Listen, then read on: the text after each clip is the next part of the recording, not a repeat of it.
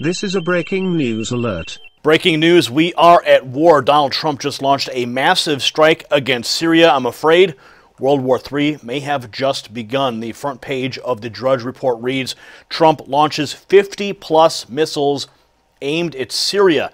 And Courtney Koob at NBC News now reports the United States launched dozens of cruise missiles on Thursday night at a Syrian airfield in response to what it believes was Syria's use of banned chemical weapons that killed at least 100 people.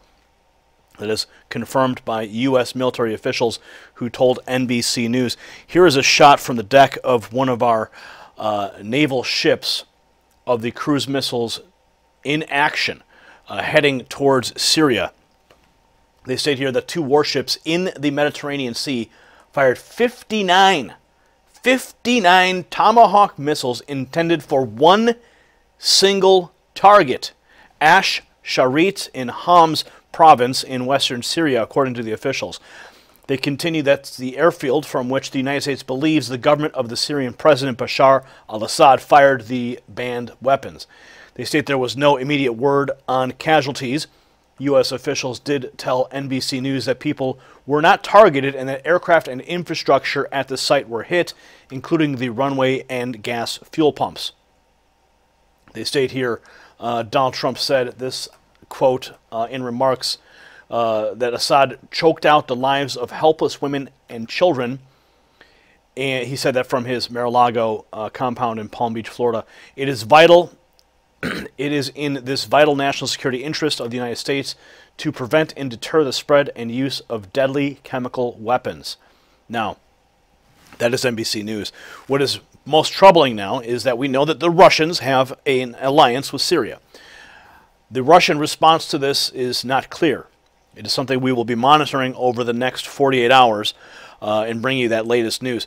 But as you know, when Assad was backed into a corner last year, he called on Putin. Putin came to his aid. So now we have ships off the coast launching cruise missiles into Syria against Assad. What that means is that now Russia could, in fact, go head-to-head with the United States. We may have just moved beyond the whole proxy war and gone directly into a direct conflict with Russia.